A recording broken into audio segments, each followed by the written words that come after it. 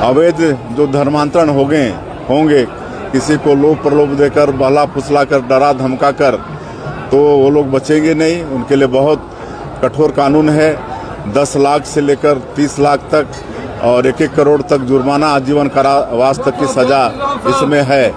नमस्कार प्रिय बंधुगण, आपण मानक प्रत्येक को प्रभु जीशुंकर बहुमूल्य नाम और आंतरिक नमस्कार एवं आपण मानक पुणी थे आउ गोटे वीडियो को मुझे स्वागत करुँचे। तेरे देखु एठार जो व्यक्ति जनक अच्छा ये होती जने CM, Chhattisgarh chief minister CM. Anchor कहवा कथा कौन आप भला भाव जानिले, जो व्यक्ति धर्म परिवर्तन करिवो ताको माने केते टंका जरिमाना देवाक हबो, तापाई कौन कौन दंड सब रही अच्छी सब विषय जनइले। गोटे विषय मु कही रखु अच्छे, संविधान आमको अधिकार देइछि आमे जीशुंक विषय आमे प्रचार करिपारिबो, आमे प्रभु जीशु ख्रीष्टଙ୍କ विषय प्रचार करिपारिबो। ता सहित आमर विश्वास को मध्य आमे पालन करिपारिबो। आमे चर्च जाई पारिबो, बाइबल पढ़ी पारिबो, प्रभु जीशुंक विषय अन्य को जनै पारिबो। आउ एई अधिकार आमको संविधान देइ अछि।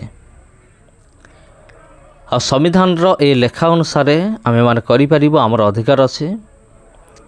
एई अधिकार विषय समस्त को जना, केवल मु तो भावुछि एठार जो मुख्यमंत्री असंते ताकू छाड़ी कि आउ समस्त को जना जे संविधान रे एमिति एमिति अधिकार दिया जाइछे।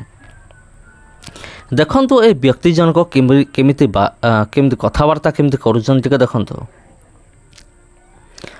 आउ एमिति कथबार्ता करिकि ये भाबुचंती ख्रीस्टान माने डरी जिवे, जीशुंक विषय प्रचार करिबा बंद करदेबे। गोटे विषय मु कहि रखु अछि, प्रभु जीशुंक निमंते जीवन देवा लोक माने भी अछंती, दुनिया रे बहुत अछंती। प्रभु जीशुंक निमंते जेल जिबा, प्रभु जीशुंक निमंते माड़ खाइबा, प्रभु जीशु ख्रीष्टଙ୍କ नाम रे माने निज जीवन को देई देबा, आओ एइटा जने ख्रीस्टियान निमंते एक गर्वर विषय अटे। अनेक ख्रीस्टियान लोक माने समान पूरा प्रस्तुत अछंती, अनेक ख्रीस्टियान माने प्रस्तुत अछंती, समाने जीशुंक नाम रे प्रभु जीशुंक निमंते समाने किछि भी समान करि पारंते। जेल जिबा, माड़ खाइबा, मृत्युदंड भोग करिबा, एइटा आजिकालीर नुआ विषय नुहे। जदि आपण पवित्र धर्मशास्त्र बाइबल पढ़िबे, सेठी लेखा अछि प्रभु जीशु निजे कहिसंती जे जने ख्रीस्टियान निमंते ताड़ना अच्छे, आ सेमाने ताड़ना आजिर नुहे। प्रभु जीशु कहती सेमाने तुबर पूर्ववर्ती भाववादी मानकु ताड़ना करथिले, जेमति दानिएल हला, जिरिमिया, आउ एमाने जो भविष्यत वक्ता माने थिले, आउ एमान को ताड़ना हेतला। जीशुंक समय भी ताड़ना थिला, आज भी अच्छे। ताड़नाटा कौन से नुआ विषय नुहे।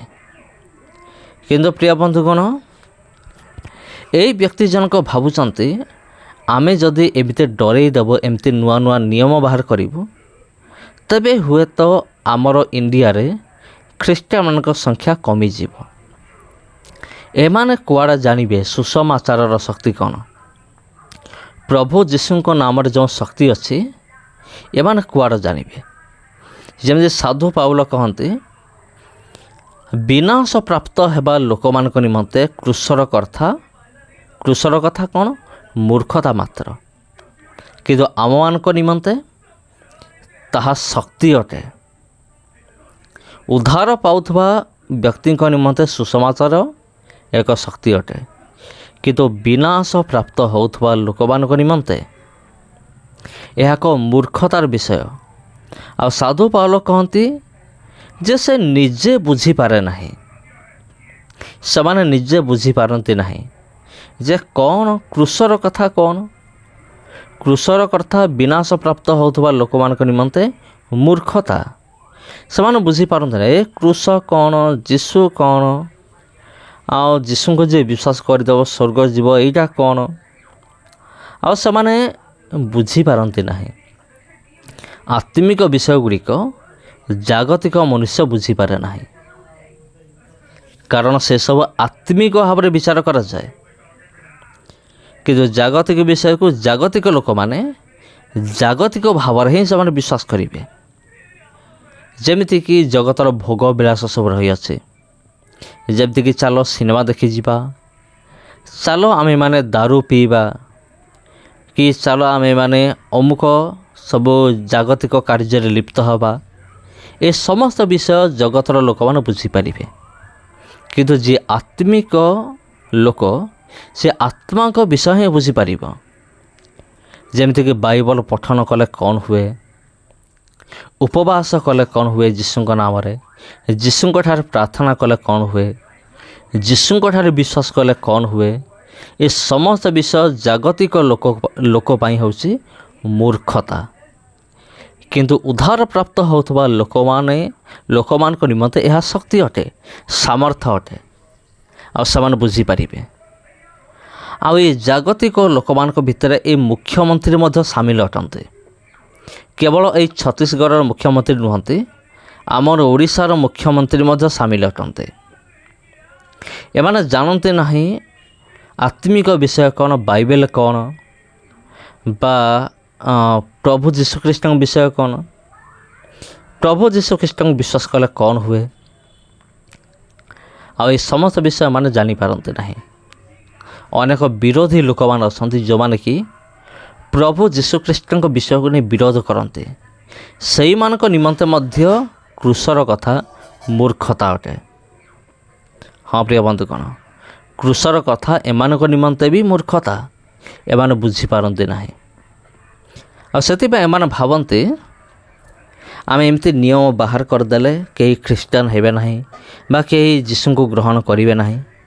କିନ୍ତୁ ପ୍ରକୃତରେ ଯୀଶୁଙ୍କୁ ଯିଏ ଜାଣିଛି ସେ କେବେ ହେଲେ ବି ପଛଘୁଞ୍ଚା ଦେବ ନାହିଁ।